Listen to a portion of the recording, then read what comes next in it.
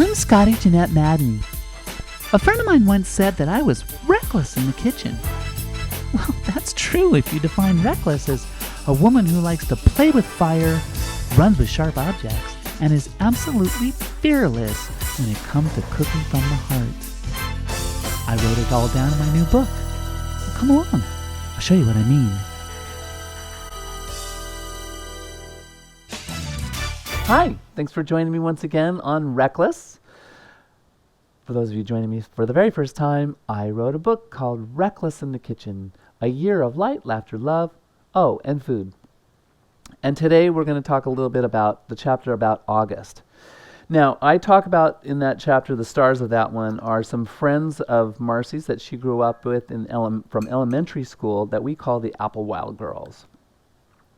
And these women are incredibly phenomenal on all kinds of levels, but one of the biggest contributions they made to my transition was their level of love and acceptance even before they knew what they were loving and accepting. I came to a particular party that I wrote all about in getting back to me from girl to boy to woman in just 50 years. And the big takeaway from that chapter at that time was the concept of dignity. That was a concept I hadn't really thought about before, although it was something that I was striving to have. And I learned that all from Christy, one of the Applewhite Girls. So hi, Christy, if you're watching this, thanks for that.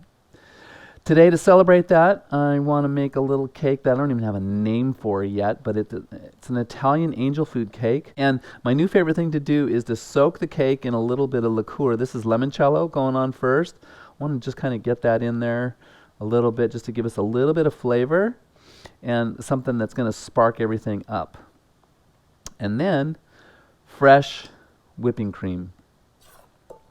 I'll put a base layer of this down. Now, the thing about this cake is you're going to be torn aesthetically because once you get all these layers together, you're not going to want to cover them all up because the different colors from the fresh fruit gives it its beauty.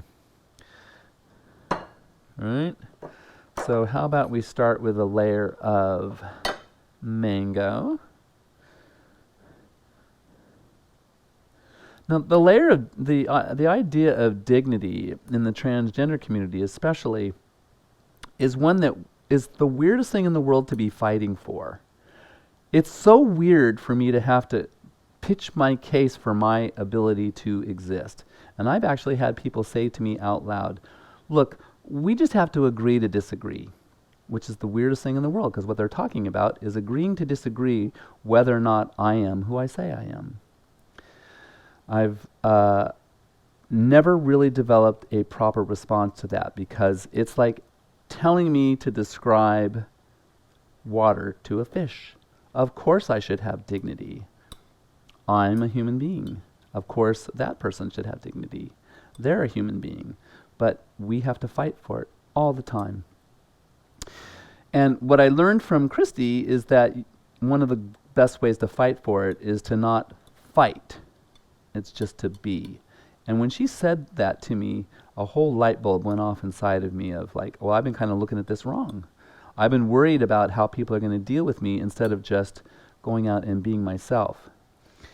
And I think that also turned a huge corner for my love. Because she realized that what she was dealing with was, for a long time, was what are people going to think of us? And that went away pretty quickly when one of her best friends from elementary school said, yeah, as long as you guys live with dignity, you're going to be okay. Okay, so I'm going to put this next layer on top of here. Before I put it on, I'm going to flip it over because this is the really open side. And this time I'm going to use a little elderflower liqueur. This is my new favorite liqueur. I love a lychee martini. Who wouldn't? So we want the sponge to kind of soak it up a little bit. Get in there and soak in.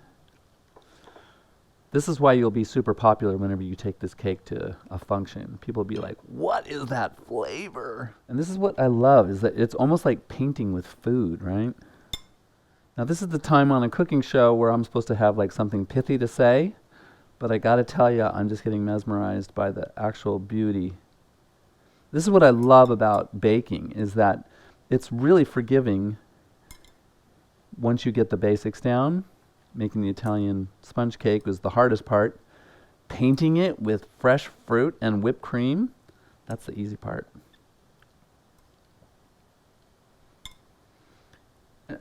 Trust me, if you walk into any room with this in your hands, you're going to really make some people happy.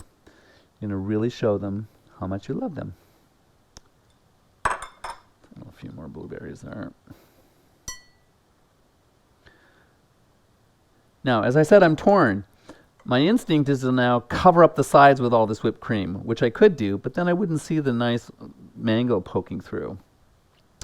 Sometimes when I really want to highlight that, I'll actually let the fruit drip over the side. Mango's really good for that. Kiwi's really good for that. Now that we've seen how cool it is, let's show you what it looks like if I did do that. And whipped cream up the side. And there you have it. Once again, when you get reckless in the kitchen, you've got one of the best ways to show people that you love how much you love them. I'll see you next time. Thanks for tuning in.